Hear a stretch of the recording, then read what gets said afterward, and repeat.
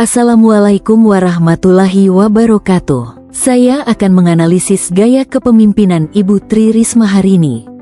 Tri Risma hari ini atau yang akrab disapa Bu Risma, lahir tanggal 20 November tahun 1961, adalah mantan Menteri Sosial Republik Indonesia pada Kabinet Indonesia Maju yang mulai menjabat sejak tanggal 23 Desember tahun 2020. Sebelumnya, ia pernah menjabat sebagai Wali Kota Surabaya pada tanggal 28 September tahun 2010 hingga tanggal 28 September tahun 2015 dan tanggal 17 Februari tahun 2016 hingga tanggal 23 Desember tahun 2020. Risma adalah wanita pertama yang terpilih sebagai Wali Kota Surabaya sepanjang sejarah. Risma juga tercatat sebagai wanita pertama yang dipilih langsung menjadi wali kota melalui pemilihan kepala daerah sepanjang sejarah demokrasi Indonesia di era reformasi dan merupakan kepala daerah perempuan pertama di Indonesia yang berulang kali masuk dalam daftar pemimpin terbaik dunia. Gaya kepemimpinan Bu Risma dapat dikategorikan sebagai kepemimpinan transformasional. Ia memimpin dengan memberikan contoh langsung, menginspirasi bawahan, dan membawa perubahan nyata. Misalnya, beliau sering turun langsung ke lapangan saat banjir atau meninjau kebersihan kota. Tindakan ini menunjukkan bahwa pemimpin sejati tidak hanya memberi perintah, tetapi ikut bekerja bersama masyarakat.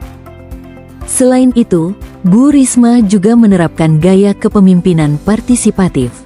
Beliau melibatkan masyarakat, komunitas, hingga pelajar dalam setiap program pemerintah. Contohnya melalui program kampung tematik dan penghijauan kota yang melibatkan warga untuk memperindah lingkungan mereka sendiri. Hal ini membuat masyarakat merasa memiliki tanggung jawab terhadap kemajuan kotanya. Beberapa karakter kepemimpinan Bu Risma yang menonjol adalah disiplin dan tegas. Beliau tidak segan menegur bawahannya yang lalai, empatik dan peduli, terutama kepada anak jalanan dan masyarakat miskin. Visioner dan inovatif, dengan menciptakan konsep Smart City dan Taman Kota yang mempercantik Surabaya. Turun langsung ke lapangan, menjadi teladan bagi pegawai pemerintah dan masyarakat. Jika dilihat dari teori kepemimpinan transformasional menurut Bernard Bass, Bu Risma memenuhi 4 komponen penting. Idealize influence, menjadi teladan. Inspirational motivation, memberi motivasi. Intellectual stimulation, mendorong inovasi. Individualized consideration, peduli pada individu. Artinya, gaya kepemimpinannya bukan hanya berfokus pada hasil, tetapi juga pada perubahan perilaku dan mental bawahan serta masyarakat. Dampak nyata dari kepemimpinan Bu Risma sangat besar. Pemerintahan Surabaya menjadi lebih bersih, transparan, dan efisien. Lingkungan kota menjadi lebih hijau dan tertata, serta muncul banyak program sosial yang meningkatkan kesejahteraan masyarakat miskin dan anak-anak putus sekolah.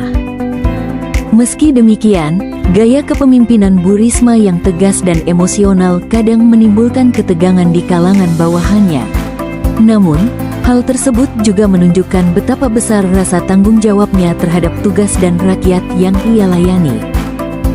Dari pembahasan ini, dapat disimpulkan bahwa Tri Risma hari ini adalah pemimpin transformasional dan karismatik yang memimpin dengan hati, ketegasan, dan keteladanan.